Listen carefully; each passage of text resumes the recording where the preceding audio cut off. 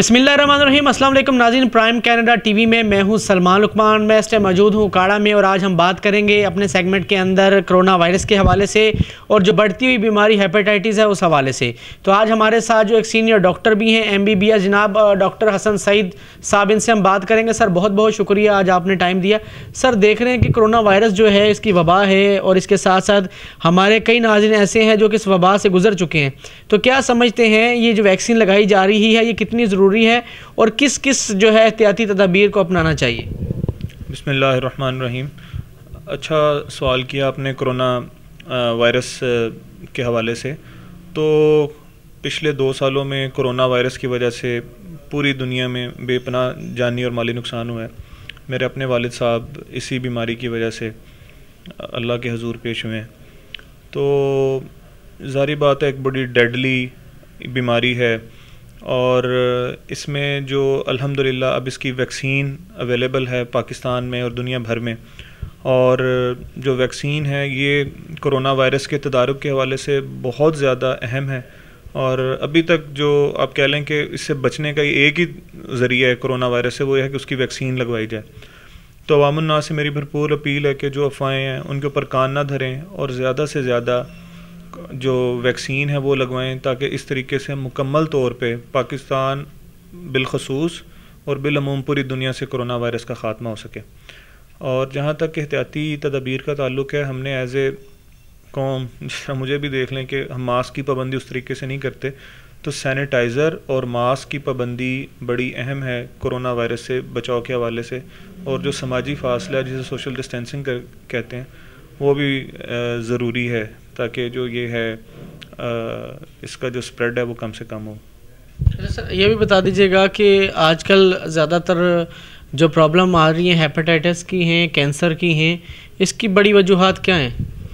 जहाँ तक हेपेटाइटिस का ताल्लुक़ है, एक बड़े अफसोस से कहना पड़ता है कि हम पाकिस्तान में हम इस पर कंट्रोल पाने में कामयाब नहीं हो सके। उसकी बड़ी वजह जो है वो कोएक्स हैं और रताई है। जो हेपेटाइटिस फैलने की बड़ी वजह है वो आज भी ये जो सर्जिकल इंस्ट्रूमेंट्स हैं, जो नीडल्स हैं, दांतों के आलात हैं, अगर आप प्रॉपर स्टेलाइजेशन का अहतमाम नहीं है, प्रॉपर सफाई का अहतमाम नहीं है, एक ही जो औज़ार है वो एक से ज़्यादा मरीज़ों के ऊपर यूज़ हो रहा है, एक ही जो नीडल है कोएक्स वो एक से दूसरे मरीज़ पे इस्तेमाल हो रहा है, ये आज भी सबसे बड़ा ज़रिया है हेपेटाइटिस B और C के फैलाव का। इधर मैं ये भी चीज़ अर्ज़ करता चलूँ कि लोगों में एक बड़ी मिसकॉन्सेप्शन होती है कि शायद ये पानी से फैलता है। हालांकि पानी से हेपेटाइटिस B और C नहीं फैलते, वो हेपेटाइटिस A और E फैलते हैं, जिनका ये कि वो जिसे हम अमूमन पीला यरकान कहते हैं, और वो बिल्कुल ठीक हो जाते हैं जो पानी से फैलने वाले हैं। लेकिन ये जो हेपेटाइटिस B और C है ब्लड से फैलने वाले वायरस हैं और इनका जो फिर एक दफ़ा जब ये हो जाए तो फिर बड़ा एक लंबा चौड़ा इलाज भी करना पड़ता है इनका। तो सर ये भी बता दीजिएगा कि माशाल्लाह आप एक सीनियर डॉक्टर भी हैं, सर्जिकल भी हैं। क्या समझते हैं कि जो लोग हैं जो एहतियाती तदाबीर नहीं अपनाते हैं उनको क्या नुकसानात उठाना पड़ सकते हैं? ये तो एक वैसे बड़ा ब्रॉड सा क्वेश्चन है, लेकिन अगर मैं कोविड के हवाले से या जिस तरह आजकल कोविड से भी जो बड़ा कोविड की चौथी लेयर के बाद अभी अल्हम्दुलिल्लाह कोई 5वीं लेयर आई नहीं, लेकिन आजकल डेंगू एक बहुत बड़ा ख़तरा बन चुका है हमारे यहाँ शहरों में। इसमें जहाँ पर हुकूमत की तरफ से ज़ाहिर बात है बहुत बड़ी कोताही हुई है कि उन्होंने शायद वो कोरोना वायरस की उसमें तैयारी में बिज़ी रहे हैं, जिसकी वजह से लाहौर, फैसलाबाद और बड़े शहरों में, अब तो खैर छोटे शहरों को भी डेंगू ने कुछ ना कुछ अंदाज में इफ़ेक्ट किया। तो अब देखें जहाँ पे मच्छर मार स्प्रे होने चाहिए, साफ़ पानी घरों में खड़ा नहीं होने देना चाहिए, इवन के जो गमले हैं उसके अंदर पानी, ये सारे वो चीज़ें जो कि डेंगू वायरस का सबब बनते हैं और आजकल बहुत बड़ा ख़तरा है, जिसकी वजह से काफ़ी अभी रिसेंटली जानी नुकसान भी हुआ है।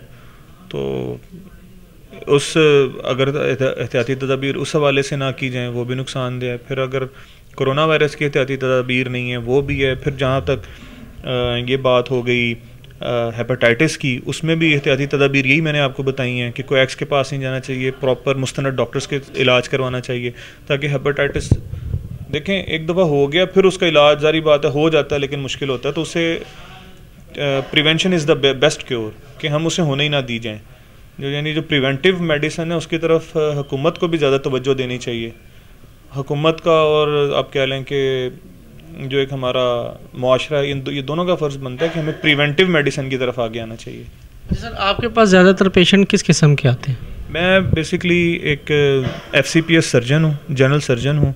तो मेरे पास जो ज़्यादातर केसेस हैं वो पित्ता, अपेंडिक्स, हर्निया, इसके अलावा जो बच्चेदानी की रसोलियाँ हैं, गिलड़ के मसाइल हैं और छाती के जो ख़वातीन के मसाइल होते हैं, गिल्टियाँ, तो उस हवाले से काफ़ी आते हैं। बल्कि इस आपके तवज्जो से मैं अर्ज़ करता चलूँ कि जो छाती का कैंसर है, जो आपने कैंसर के मुतालिक पहले क्वेश्चन भी किया था, वो एक बहुत बड़ा ये मसला है। ख़वातीन जो हैं उनके एक पैगाम है कि वो जो छोटे से छोटी भी रसोली है छाती की या जिसे गिल्टी कहते हैं वो महसूस करें तो उसे इग्नोर ना करें, फ़ौरन किसी सर्जन के पास जाके चेक करवाएं, उसकी पूरे अच्छे अंदाज में तशख़ीस करवाएं, ताकि जो ब्रेस्ट कैंसर की वजह से इतना ज़्यादा एक नुकसान हो रहा है जानी भी और माली भी, उसे कम किया जा सके। अच्छा सर, छाती का जो कैंसर है उसकी क्या वजूहात है? छाती के कैंसर की बहुत सारी वजूहात हैं।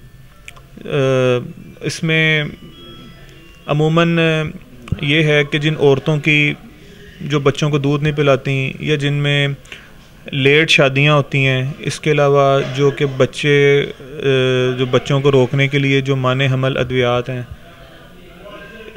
तो ये सारी हैं। ख़ास तौर पे जो उधेड़ उम्र की शादी, जो बच्चों को दूध ना पिलाने की बहुत बड़ी वजूहात हैं। और उसके बाद ख़ास तौर पे जो कि एक जो बाज़ औक़ात जिन्याती तौर पे भी ख़ानदान में भी बाज़ ख़ानदानों में ज़्यादा होती है, यानी अगर माँ को है या किसी दादी को है तो उसमें बड़ा फिर उसका जिन्याती टेस्टिंग होनी चाहिए कि उसके जो असरात हैं उससे वो बढ़ सकता है, उससे हो सकती है।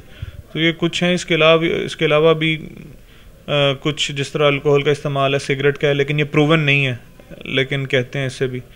तो ये कुछ वजूहात हैं, लेकिन बहरहाल इसे इग्नोर नहीं करना चाहिए। अच्छा सर, आखिर में हमारे देखने वाले नाजरीन को अपने एक तो जो हॉस्पिटल है उसका एड्रेस बताएं ताकि मुशावरत के लिए भी वो आपके पास आ सकें, और दूसरा किसी को कोई, जिस तरह हमारे डॉक्टर साहब ने आपको बताया भी कि जो इश्यूज़ हैं, स्पेशलिस्ट भी हैं, आप कोई एड्रेस समझाएंगे, आप आएँ यहाँ पर और एक मरतबा ज़रूर विज़िट कीजिए। जी, ये सईद सर्जिकल कॉम्प्लेक्स है, मेन फैसलाबाद रोड से गवर्नमेंट कॉलोनी रोड आती है। इसमें न्यू कैंपस स्कूल है, इसके बिल्कुल सामने है। मैं एक जनरल सर्जन हूँ और जो जनरल सर्जरी से रिलेटेड तमाम मसाइल हैं, जिस तरह गिलड़, छाती के मसाइल, हर्निया, हर किस्म के हर्निया के मसाइल, पित्ता, बच्चादानी के मसाइल, जिस तरह हिस्टेरेक्टमी, जिस तरह हम बच्चादानी निकालते हैं, उसके अलावा नीचे जो टांगों की रगें फूल जाती हैं और जिस तरह गोलियों के को मसाइल हैं, वो सारे के सारे जो हैं, या जो पेरीएनल हैं जिसे हम कहते हैं कि पखाने के नाली से मुतल्लिका रसोलियाँ जिस में बन जाती हैं, वो तमाम अल्हम्दुलिल्लाह मैं डील करता हूँ। तो उस सिलसिले में मैं हर किस्म की मदद के लिए तैयार हूँ। बहुत शुक्रिया जी। डॉक्टर जो है हसन सईद साहब हमारे साथ मौजूद थे, MBBS भी हैं और इसके साथ साथ स्पेशलिस्ट भी हैं, सर्जन भी हैं। इनका कहना था कि जो ख़वातीन हैं कैंसर के मुतालिक जो इन्होंने वजूहात बताई हैं, निशानियाँ बताई, उस पर अमल दरामद करें। और इसके साथ साथ जो फैसलाबाद रोड पर जिस तरह इन्होंने बताया है कि दिल्ली स्वीट्स के बिल्कुल सामने जो अपोजिट साइड पर गली है, वहाँ पर इनका हॉस्पिटल भी है, वहाँ पर ये आकर बाकायदा से चेकअप करवाएँ। और इसके साथ इनका कहना था कि हेपेटाइटिस से बचने के लिए जो औज़ार हैं, यानी कि अगर डेंटिस्ट के पास आप जाते हैं, सबसे पहले उसके औज़ार को धो लेना चाहिए, उसके बाद उसको इस्तेमाल करना चाहिए। और इसी तरह जो सिरिंज होती है उसका दोबारा इस्तेमाल नहीं करना चाहिए, जिससे इंसान बच सकता है। मुझे दीजिएगा इजाज़त। कैमरामैन अब्दुल लतीफ़ के साथ Prime Canada TV, Salman Luqman, उकाड़ा।